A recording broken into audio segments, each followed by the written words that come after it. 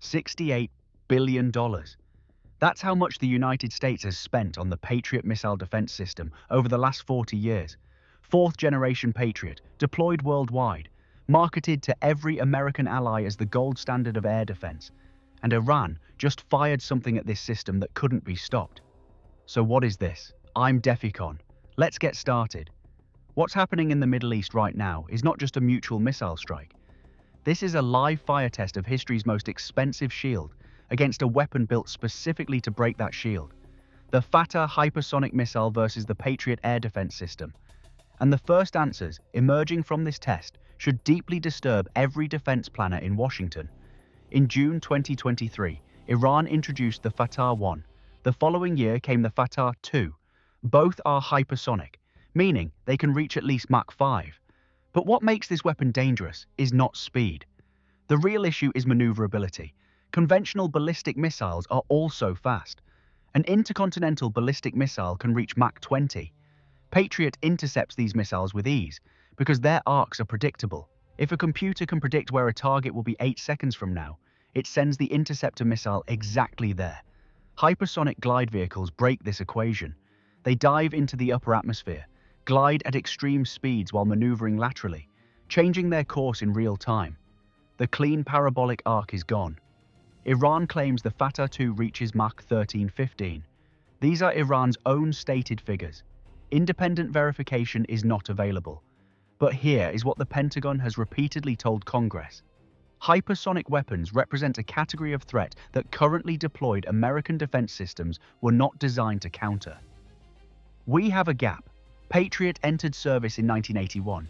It was originally an anti-aircraft system. It has been developed over all those years, and the PAC-3 MSE today can engage short and medium-range ballistic missiles, cruise missiles, and aircraft with real-time precision. It works against what it was designed for. We're not debating that. But the physics becomes uncomfortable. Patriot predicts where the target will be a few seconds later and sends the interceptor to that point. For a ballistic missile following a fixed arc, this math is clean. For a hypersonic vehicle maneuvering at Mach 10, changing its course every few seconds, the prediction window collapses. By the time the system calculates, the target is already somewhere else. This is not a flaw in Patriot. This is a physics constraint. The system works as designed. The threat, however, is beyond the design envelope. The US knows this, and against the hypersonic threat, the Missile Defense Agency established the Glide Phase Interceptor Program. But the program is still in development. Iran's FATAH 2 hypersonic missiles, however, are already ready. October 2024, Iran fired approximately 180 ballistic missiles at Israel. Every defensive layer of the shield was activated. Arrow 3, Arrow 2, David Sling, Patriot Iron Dome, and US destroyers in the eastern Mediterranean. Some missiles were intercepted, some were not. Both sides confirmed this. Satellite imagery showed impacts at Nevatim Air Base and other locations. The strategic signal was unambiguous. Against the world's most densely layered multi-tier missile defense network, some missiles still struck their targets. In 2025, the situation escalated. Multiple defense publications reported that Iran used advanced FATAH variants. Reports are circulating that some Patriot radar systems were targeted. Independent verification is difficult in an active conflict zone. But what has been publicly confirmed is this. The US deployed additional THAAD batteries before anyone requested it. The original plan was not working the way it looked on the briefing slide. Now step back.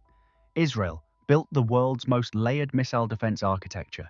Iron Dome, with reported interception rates above 90%, is the most successful short-range defense system in history.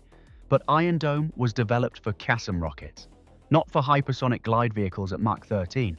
Every layer was built for a specific threat. For hypersonic maneuvering weapons, there is no designed layer. This is not negligence.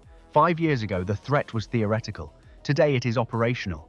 And then the number that keeps defense economists up at night.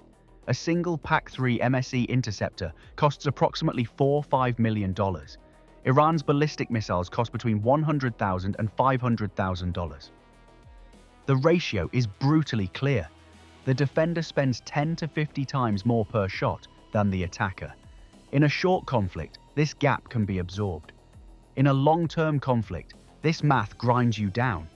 If your adversary fires 10 missiles for every one you can respond to, sooner or later your stockpile runs dry. An empty stockpile doesn't care about the quality of the technology inside it. Defense economists call this the cost exchange rate problem. Right now, that rate is overwhelmingly favorable for the attacking side. Let's be honest, Israel's defense systems are not useless. They intercepted hundreds of projectiles, saved thousands of civilian lives. That is a fact, but claiming the hypersonic gap doesn't exist is far more dangerous. If you convince yourself the shield is working perfectly, you stop building the next one. Answers are coming. Laser systems like Iron Beam are developing rapidly, interception costing a few dollars, engagement at the speed of light. Attractive theory, but range is limited, sensitive to weather conditions, and not yet deployed at the scale that would reshape the battlefield. A future answer to a present problem. Is the game over? No, but this may be the end of an era. The era in which missile defense could comfortably stay ahead of offensive missile development is being challenged in ways that have no quick fixes. Next-generation defenses are coming. They're just not here yet, and the conflict is not waiting for the engineering to catch up. I'm DefEcon. Until the next video, stay informed.